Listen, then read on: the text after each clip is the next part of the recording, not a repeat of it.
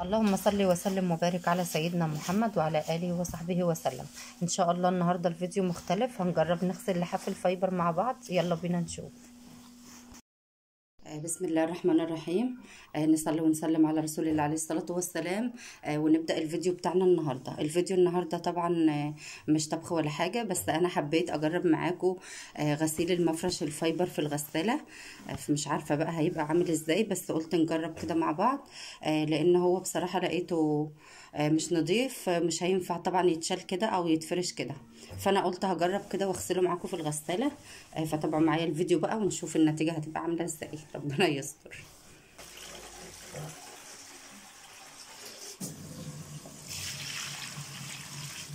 انا حاطه ميه كتير، بس هو علشان فايبر وكده شرب كل الميه اللي في الغساله، فانا هزود ميه كمان واجرب بقى اغسله معاكم، وربنا يستر بقى ونشوف هيحصل ايه.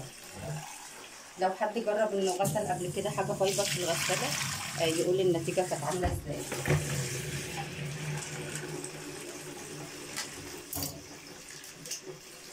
هحط بقى البرسيل الجل.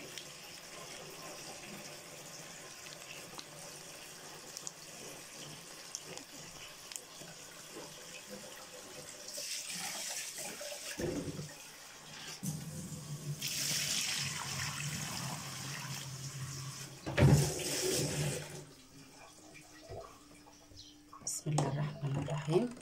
نشغل كده بقى ونشوف هنعمل ايه. بسم الله.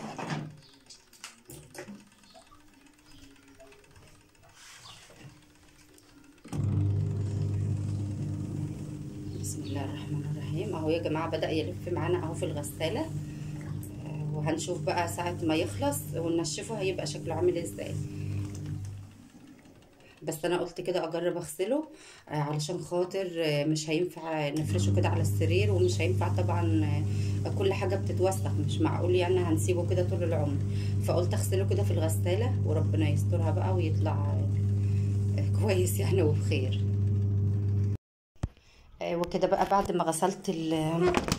ما غسلت المفرش، انا حاولت كده ادخله بقى في المنشفه على قد ما اقدر، وهو زي ما انتم شايفين كده بقى بالشكل ده معانا، وضغطت عليه جامد خالص لحد ما بقى زي ما انتم شايفين كده. هو بصراحه عذبني شويه، بس قدرت ان انا احطه في المنشفه.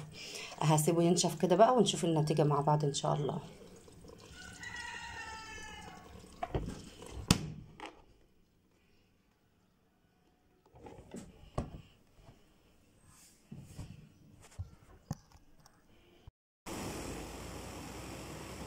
اهو كده بيلف معانا اهو.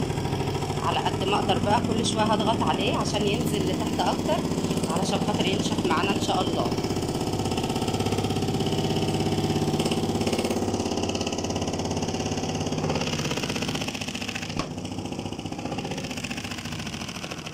شايفين اهو بيلف معانا، بس على قد ما بقدر طبعا كل شويه بضغط عليه كده علشان خاطر اقدر انشفه ان شاء الله. تابعي بقى معايا الفيديو للاخر ونشوف هنعمل ايه. وبعد ما نشف شايفين بقى عامل ازاي، حبيت اوريهولكم بس كده اهو. بسم الله ما شاء الله. شايفين النتيجه اهو بقى بيبرق زي ما انتم شايفين كده. يتحط بس في الشمس شويه 10 دقايق بس، ومفيش اي حاجه خالص، نشف بقى جميل اهو معانا اهو زي ما انتم شايفين كده. بسم الله ما شاء الله بقى بيبرق. انا كنت بصراحه خايفه جدا، بس النتيجه طلعت هايله. لو حابه تجربي تغسلي مثلا المفارش الفايبر في الغساله، جربي ما تخافيش. انا غسلته وطلع جميل جدا اهو زي ما انتم شايفين. هنشره بس بقى في الشمس كده شويه، وادي النتيجه اهي زي ما انتم شايفين. بسم الله ما شاء الله بقى بيبرق. انا كنت بصراحه خايفه جدا، بس النتيجه طلعت هايله زي ما انتم شايفين كده. يتحط بقى شويه كده في الشمس وهيبقى زي الفل ان شاء الله. اتمنى طبعا ان الفيديو ده تكونوا استفدتوا منه، وان اكون قدمت لكم فكره كده، واللي حابب طبعا يجرب يجرب. لان انا جربت معاكم اول مره طبعا اغسل حاجه فايبر في الغساله، فلو حابه تجربي جربي على ضمانتي ان شاء الله. واتمنى ان الفيديو ده يكون عجبكم ان شاء الله، واكون دايما عند حسن ظنكم. واللي مش مشترك عندي يا ريت يشترك بقى ويفعل الجرس علشان تدعموني كده باللايك الجميل بتاعكم والكومنتات. واسيبكم بقى في امان الله.